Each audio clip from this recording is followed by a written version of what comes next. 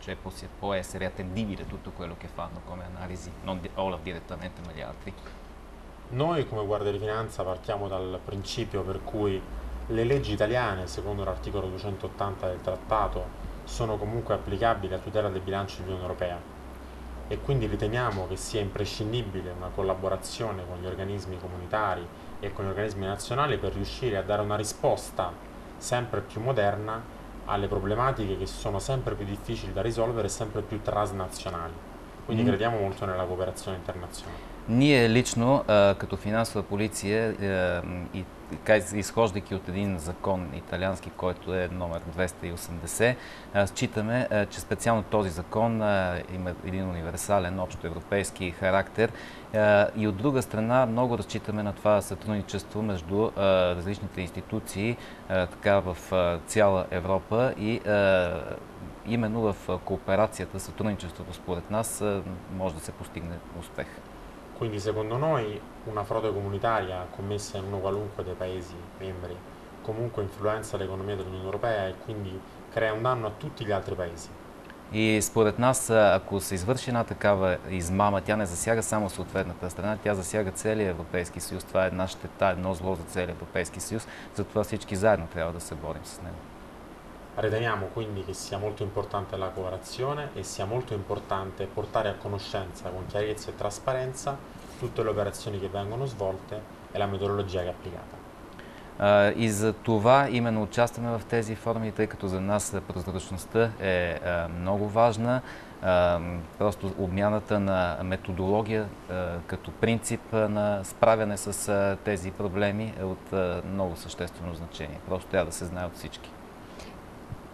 Един от основните упреци към България са малкото присъди за измами с еврофондовете.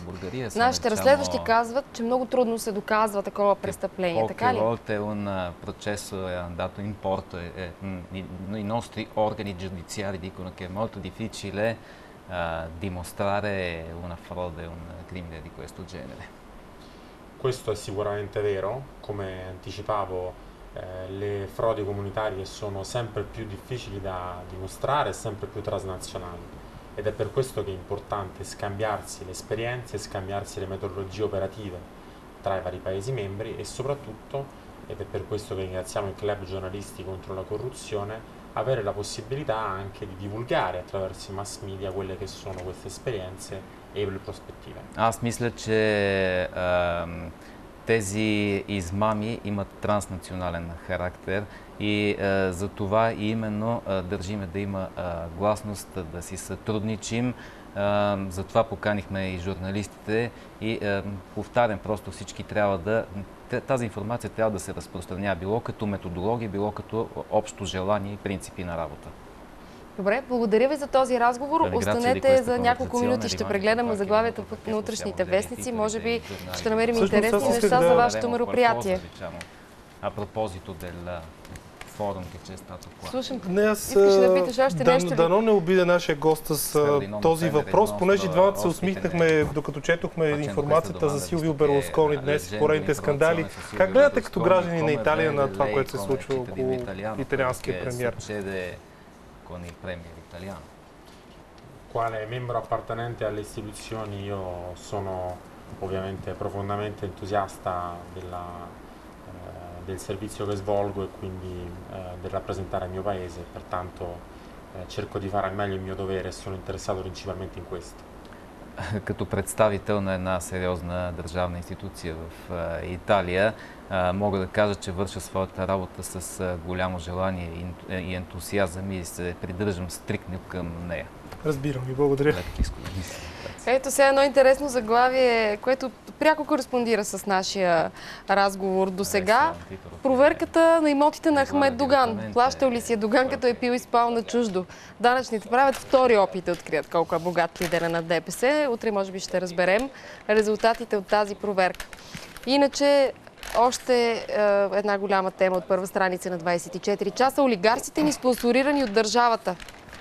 Финансистът Пръмов за спешна смяна на порционната система 358. Интервю с Андрей Пръмов има на 13-та страница в вестник 24 часа. Ето само го показвам. тъй като, както знаете, в сутрешния блок на РТВ се занимават обстойно с преглед на вестниците по-добре от нас, така че утре ще чуете повече за това интервю. Ники, да, виж още нещо. Нещо да видя. Аз искам да покажа само първите страници набързо. Българите отново са на море в чужбина и по РТВ чухте тази новина. Спада прилива на туристи в България, хората пътуват навън и новия министър на земеделието Десислава Танева на първа страница на вестник Дневник. Много хубав материал има в Дневник. Как МВР е редактирало, по-скоро даже цензурирало доклада на Европейската комисия. Черновата, която, знаете, се праща за мнение на българските служби. Има наистина Петя Владимирова страхотно е прочела въпросните бележки на МВР, с които Дневник разполага. Има цели задраскани абзаци от констатациите на Европейската комисия, които са тотално перефразирани и вече звучат като някаква социалистическа проза, така публицистика, изключително надъхано и щастливо, но няма да го чета, наистина е много интересно. Прочетете го в утрешния брой на вестник Дневник. Това, което извадих като акценти от интервюто с главния инспектор към Висшия съдебен съвет Анна Караиванова в Труд, заглавено преди Брюксел, ние да харесаме правосъдието си. Какво казва тя по повод доклада, който се очаква да излезе утре официално, да бъде оповестен за България в глава по отношение на правосъдие и вътрешни работи. Докладът определено е по-добър от миналогодишния, както винаги казвам, обективен. В края на кращата той не може да е по-добър от това, което виждаме всеки ден, казва Караиванова. Аз мисля, че е време да се започне работа за нов наказателен кодекс, казва още тя, но той трябва много внимателно да се обмисля. Да не го правим по-стахановски, защото стана практика, след като приемем нов закон, да виждаме след това и недостатъците му. Повод делото Борилски, което, знаете, беше върнато от върховната инстанция. По-голям срам от делото Борилски е високата оценка на съдията, цялото интервю във вестник Труд.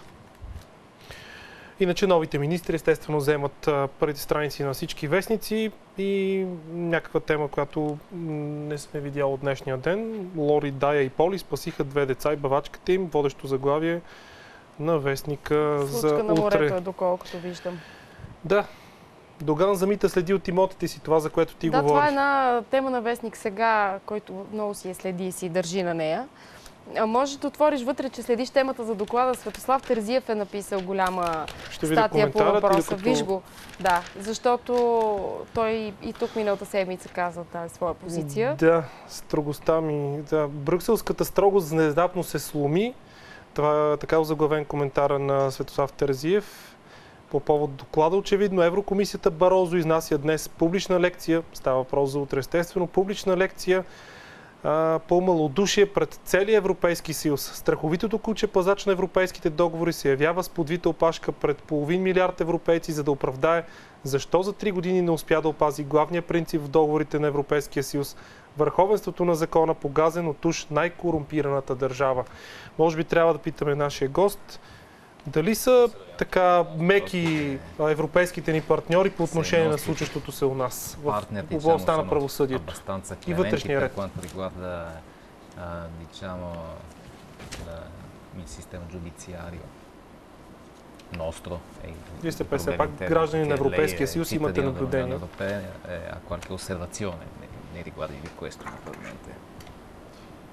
È chiaro che il cittadino dell'Unione Europea ha diritto ad avere giustizia quanto prima ed avere la possibilità comunque di vedere acclarati i fatti nella maniera più chiara e evidente possibile.